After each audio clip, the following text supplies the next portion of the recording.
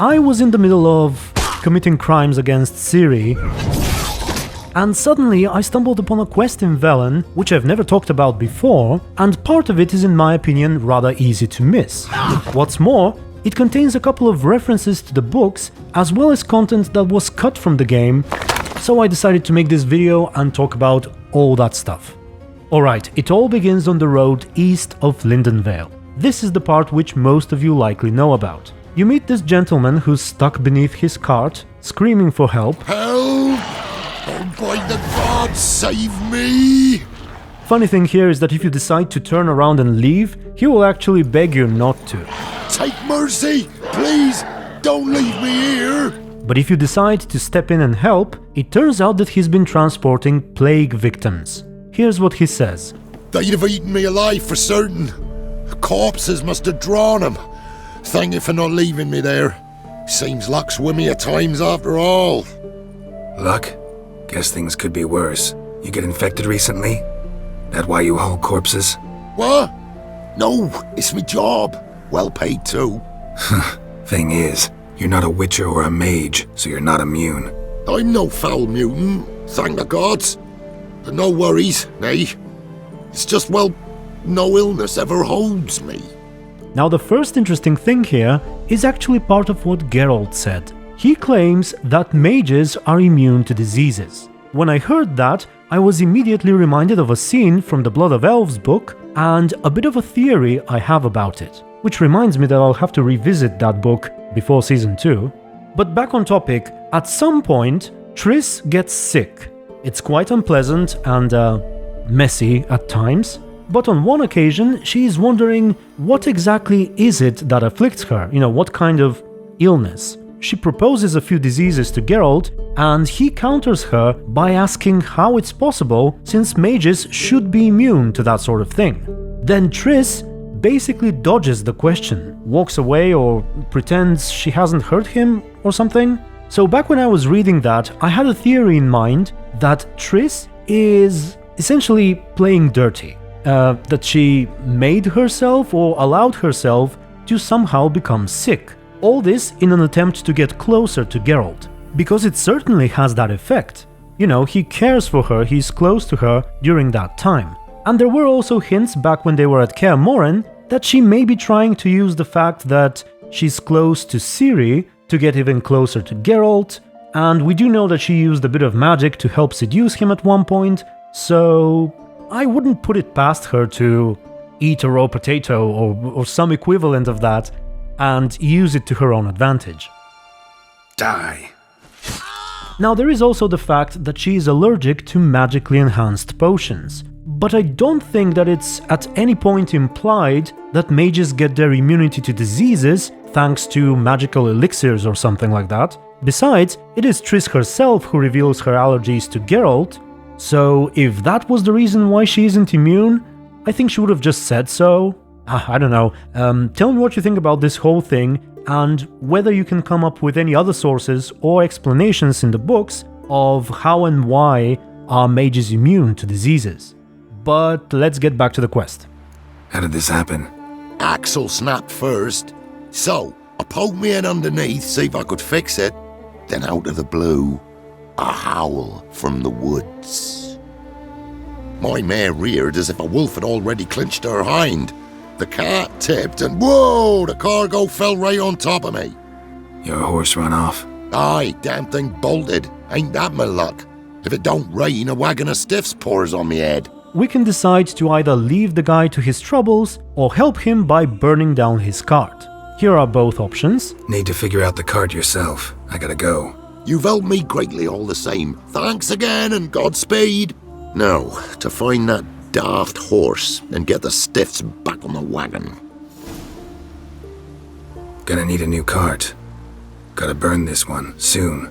Can't I just bury the stiffs somewhere near? Cart's still fit for fixing. Anyone learns you carried plague victims in it, no one will ever hire you again. Why would they need to learn? I won't tell if you don't. And you'll spread the pox for miles around. Oh, needs must, I suppose. Got anything to start a fire with? Well, lit up like a bale of straw. Am I ever lucky I ran into ye? Thanks for your help and wise counsel.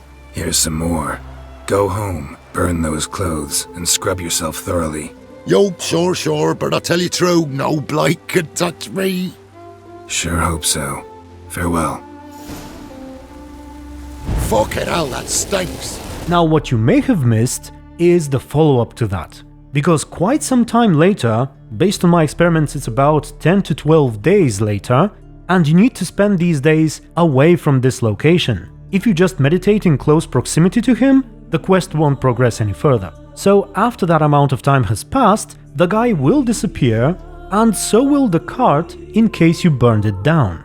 And he will actually reappear all the way down here. If you find him again, he too will have gotten sick, and he claims to have come here to die. Even the ghouls shun me. I'll never manage on me own. Looking for ghouls? Why? No one else to do me in. Been in a bad way for days. Final breaths like. But somehow can't die. So strong since I were a lad, damn it. We met before. Aye. Pulled me from under a pile of stiffs. I was sure their scourge had never touched me. So sure, so foolish. Oh. Listen. You did me a kindness once, do me another. Got a sharp sword there. Finish this. Now I love the fact that the place is indeed surrounded by monster nests, and you can choose to either kill him or not. If you do, you can also burn his body. You sure? I beg ye, do it quick, then burn my remains. All right. Thank ye. Take this. Thought I'd leave some coin for me young'uns, but they've no need of it now.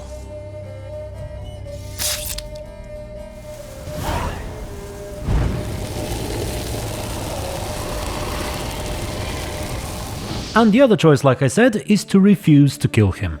Sorry, can't do that. I beg ye. No. No, why the hell not?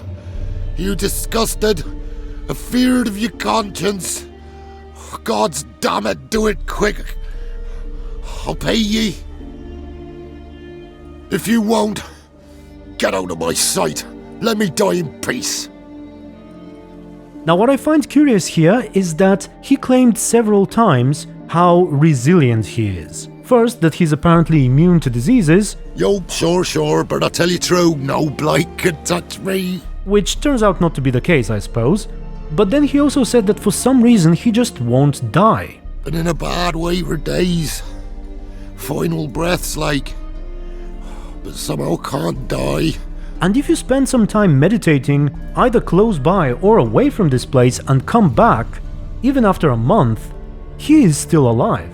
You can't kill him or interact with him. I even tried spawning monsters on top of him and they can't kill him either. So ultimately I was left with this weird feeling as though I'm either missing something or something was cut out from this quest.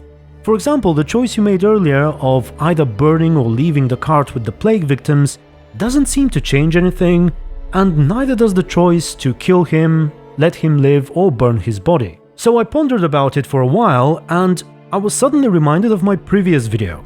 This is Triss. No offense, but In there, I talked about rumors that Graydon the Witch Hunter was supposed to be involved in a larger quest about the Catriona plague, and that's why he's constantly coughing. Noble of you. Kira Metz was also involved, and even Yorveth, and also a location known as the Devil's Pit.